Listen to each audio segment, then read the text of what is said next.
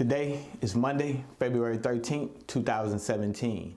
My name is ISHMAEL GHANI, and welcome to the Conscious Community News.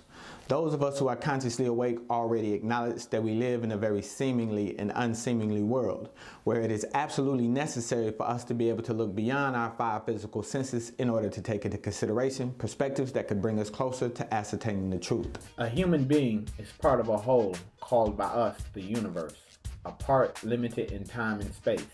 He experiences himself, his thoughts, and feelings as something separated from the rest, a kind of optical delusion of his consciousness. This delusion is a kind of prison for us, restricting us to our personal desires and to affection for a few persons nearest to us. Our task must be to free ourselves from this prison by widening our circles of compassion to embrace all living creatures and the whole of nature in its beauty. Albert Einstein. Since the initial point of conception of our current universe, when all particles sprang into existence from the singularity, everything has been entangled. Quantum entanglement can be described as the process whereas when two or a group of particles become connected, they interact in such a way that what you do to one instantly affects the other, no matter how far apart you separate them. For some of us, the nefarious agendas that which our government participates in within its borders and abroad has been evident for quite some time. And indeed, population control is and has been on the agenda. These flashes of insight, what I like to call points of enlightenment, go pretty much under mine as conspiracy theories because the majority of people only believe in what their government and mainstream media tells them.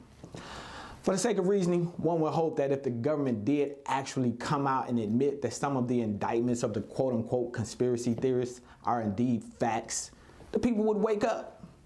Wrong, because the government has done exactly that and the people still don't believe it. But you don't have to believe me either. Simply watch the video. Another example is the array of technologies, often referred to collectively as geoengineering, that potentially could help reverse the warming effects of global climate change. One that has gained my personal attention is stratospheric aerosol injection, or SAI, a method of seeding the stratosphere with particles that can help reflect the sun's heat in much the same way that volcanic eruptions do. An SAI program could limit global temperature increases, reducing some risks associated with higher temperatures and providing the world economy additional time to transition from fossil fuels. This process is also relatively inexpensive.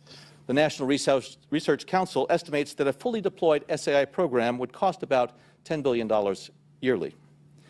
As promising as it may be, moving forward on SAI would also raise a number of challenges for our government and for the international community. On the technical side, greenhouse gas emission reductions would still have to accompany SAI to address other climate change effects, such as ocean acidification, because SAI alone would not remove greenhouse gases from the atmosphere. On the geopolitical side, the technology's potential to alter weather patterns and benefit certain regions of the world at the expense of other regions could trigger sharp opposition by some nations. Others might seize on SAI's benefits and back away from their commitment to carbon dioxide reductions. And as with other breakthrough technologies, global norms and standards are lacking to guide the deployment and implementation of SAI and other geoengineering initiatives. Stupid is, stupid does. The spraying of aluminum particles into the atmosphere to reduce global warming sounds about as intelligent as me cutting on the air conditioner in the dead of winter to keep from getting cold. Now, you know that's pretty stupid. However, not only does it trap pollution into the atmosphere causing a greenhouse effect, at some point these particles must eventually fall back down to the earth where they will get mixed into our food and water supply. It should also be acknowledged that we will be breathing the very air that they're spraying these particles into. The implications are enormous on the environmental and scale of human health. Aluminum in the human body can cause many known and unknown elements, including cancer and autoimmune deficiencies.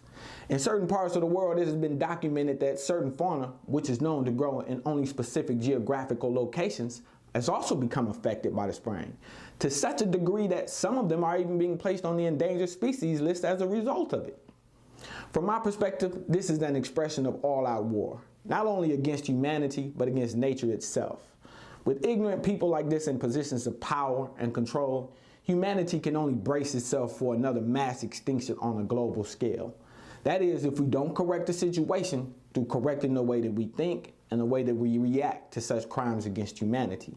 Since self-preservation is the first law of nature, it only makes sense for us to react in such a way that we will fight to preserve the very essence of life that which sustains us. Which is why it's so important for us to stand in support of our brothers and sisters in Native America and Standing Rock, North Dakota. What are your thoughts? Comment below. And if you like what we're doing, give us a thumbs up and share this report. My name is ISHMAEL GHANI, and this perspective has been delivered to you via the Conscious Community News. May peace be upon to you and God's mercy and blessings. Thank you.